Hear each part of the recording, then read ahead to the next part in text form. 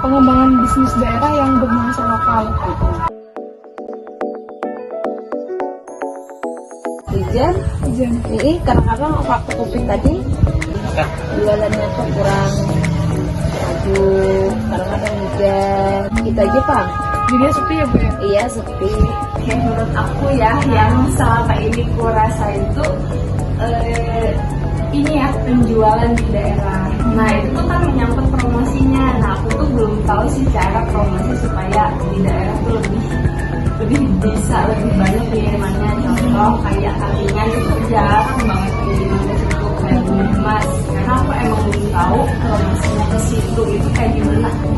Walaupun lewat sosmed pun aku masih belum bisa sampai sana. Ya tantangannya tuh istilahnya kan saat ini kan agak pengeluaran barang kan agak susah karena kan dalam keadaan kan istilahnya faktor ekonomi kan orang kan terkadang kan belinya tuh ya ada beli ada yang enggak ada cuma tanya-tanya aja.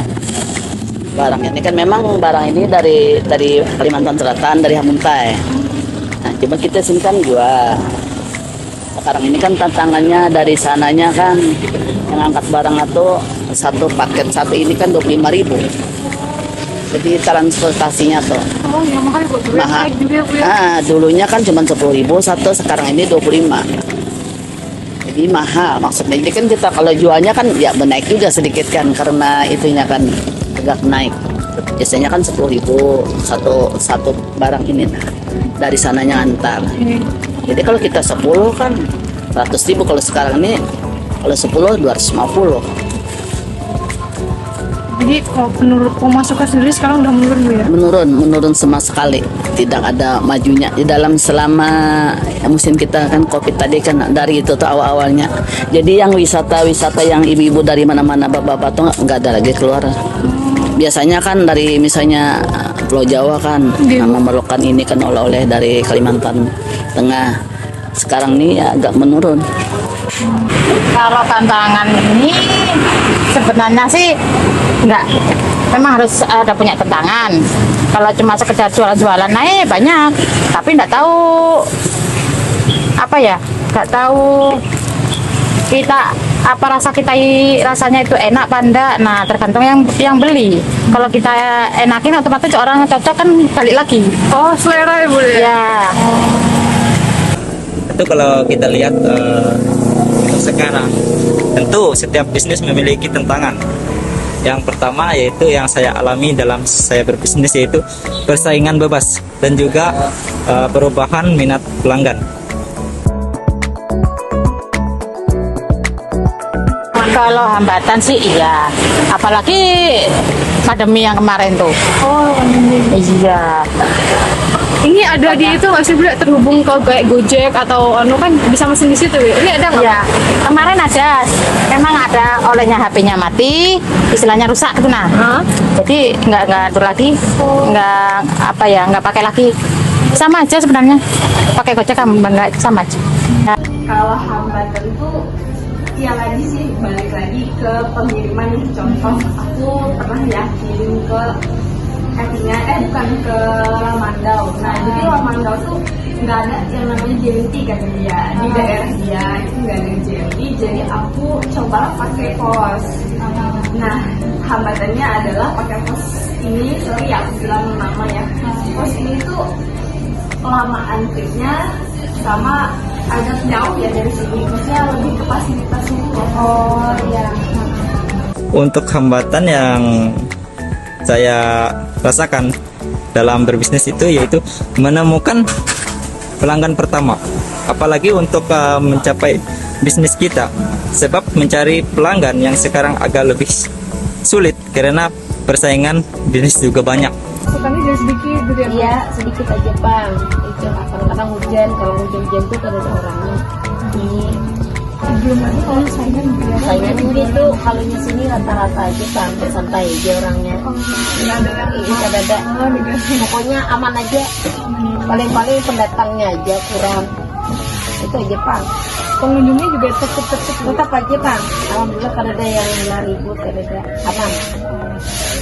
Macam-macam Anda Bu, apa jual online gitu nggak Bu? Enggak juga. Oh, enggak. Oleh kan kalau sekarang kan Bu serba online kan, Bu. Jadi sekarang sepi gitu ya, Bu. sepi. Ini kan banyak online kan dari bukan kita aja yang jualan sini kan banyak yang jualan. Saingan, Bu ya. Saingan. Jadi isinya kan tergantung orang yang mau. Jadi kalau kan ibu rumah tangga biasa misalnya perutnya lampit, misalnya dari Widai. Tapi ini khas daerah sini, Bu ya. Khas. Buatan sendiri. Kalau lihat dari aspek bisnis, tentu kami ini bisnis merupakan bisnis jasa ya, itu pengisian air galon. Tentu kami diutamakan yaitu menjaga kebersihan air dan juga kualitas air, dan juga kami harus menjaga pelayanan, dan juga yang perlu yaitu jangan lupa kita harus bisa mempromosikan bisnis ini di media. Kan soalnya kita jual istilahnya tuh kan kita memang punya kita gitu. Jadi kan pedanya ada laku kita kumpulin duitnya untuk akan datang lagi belinya.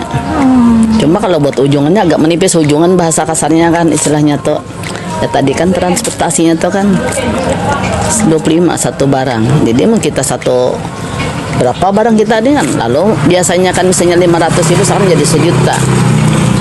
Ibu ikutin situasi kondisi, Bu ya. Ya itu aja lagi. Tipsnya tuh bisnisnya yang pasti promosinya sih, promosinya harus bisa lebih giat lagi, lebih sering lagi gitu. Dalam bentuk apapun ya, iklan atau diskon dan lain-lain. Kami tuh kompak aja. Kalau raja aja kalau ada masalah apa tuh kami berunding itu aja Pak, berunding sama pedagang gitu aja. Baik yang mana yang berkat ya Pak. Biasanya salah satu contohnya pernah kejadian apa terus Paling ribut. Kalau ada orang yang datang tuh ribut aja, berantem, tapi ada matasinya itu aja. oh ada petugasnya juga. Ada. Misal sembako naik Oh naik tuh kalau naik aja tapi bejurung kenapa dinaikkan paling lah ibaratakannya kayak bakaran tuh mahir kenal kalau iwaknya dikurangi sedikit Oh jadi harganya tetap biar kecil gitu coba cukup bertahan aja kalau dinaikkan agak tahu kesian kalau dinaikkan sedangkan yang kada naik aja orang pengunjungnya kurang apalagi dinaikkan. Kalau mengatasi kayak sepi, ya kita pinter-pinter aja ngelolanya. Itu aja. Kita seandainya beli sirup, sekarang beli, besok enggak. Cuma dikerjakan dia aja. Di menyesuaikan. rolling ya. Jadi bisa jalan terus kan. Pengembangan bisnis daerah yang bernuansa kelokalan. Jadi gini, bisnis daerah yang bernuansa kelokalan. Kalau misalnya dikaitkan dengan perspektif yang saya geluti, saya tertariknya akan bicara tentang gastrodiplomasi. Jadi nanti kalau dengan gastro itu kita ketemu hambatannya bagaimana, kemudian strateginya harus seperti apa, kemudian apa lagi satu lagi tantangannya. Kenapa harus gastrodiplomasi untuk mengembangkan misalnya bisnis daerah yang bernuansa kelokalan, mau dia kuliner, mau dia non kuliner, bisa dengan mendiplomasikan ini. Tapi kalau misalnya kita bicara tentang gastrodiplomasi itu kita bicaranya bagaimana mendiplomasikan kuliner, tapi kita membawa kulinernya ini tidak semata kuliner. Kalau kita bicara kuliner itu kan bicaranya tentang taste dan apa yang biasa kita olah di dapur gitu. Secara teori dan konsep kan seperti itu. Tapi gimana caranya kita juga membawa nilai-nilai daerah pada kuliner ini, kemudian bagaimana sejarahnya, bagaimana budaya orang di tempat itu terhadap kuliner ini. Nah, bicara tentang gastrodiplomasi ini sebenarnya kita bicaranya merujuk kepada contoh dari Thailand. Secara tradisional itu terbang ke tempat lain, misalnya ke negara-negara di Asia, di Eropa, di Afrika sana, di Timur Tengah dan sebagainya. Jadi gimana caranya? Ternyata mereka lakukan strateginya Nanti cari tips-tips di balik strategi itu. Strateginya mereka bikin sebuah kebijakan yang masuk ke dalam bagian dari kebijakan luar negeri, karena ini kan sudah melintasi batas wilayah suatu negara. Jadi mereka bikin apa kebijakannya? Membuka restoran-restoran Thailand di berbagai belahan negara dunia gitu. Kenapa seperti itu? Karena mereka ingin mendiplomasikan bagian dari budaya mereka, dari sejarah mereka, dari nilai-nilai kehidupan yang ada di Thailand melalui kuliner. Mulai dengan cara yang kecil, tapi harus seperti apa? Tantangannya kita nggak boleh hanya pusat bekerja sendiri, daerah kerja sendiri. Karena dalam diplomasi itu sekarang saat globalisasi itu mulai spreading di seluruh kawasan dunia, yang namanya aktor itu sudah mulai berubah. Tidak lagi hanya satu aktor yang inklusif yang bernama diplomat itu. Ternyata ada aktor lain di luar diplomat itu, kayak tadinya kan aktor hanya aktor negara. Sekarang itu bukan negara lagi. Aktor-aktor yang generasinya seperti kalian itu sangat inklusif dan sangat krusial ketika kita melihat potensi-potensi yang untuk mengembangkan lebih jauh pengenalan terhadap budaya lokal melalui kuliner itu. Kenapa gastrodiplomasi? Karena tidak ingin hanya orang itu menikmati kuliner itu hanya pas di dalam piring saja. Jadi ketika kita menyuguhkan satu sajian tradisional itu lengkap beserta pengenalannya gitu. Jadi nggak semata piring doang gitu ya. Jadi akhirnya tuh membuka kawasan yang mereka cicipi makanannya gitu. Jadi gastro itu seperti itu. Jadi strateginya bisa muncul dari gastro itu. Jadi mungkin kita bisa mengambil contoh dari Thailand itu tadi.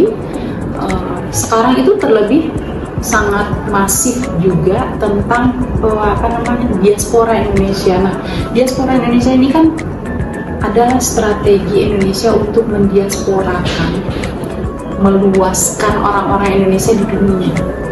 Jadi mendiasporakan Indonesia, mau makanannya, mau budayanya, mau kerajinannya dan sebagainya, bahasanya, semuanya.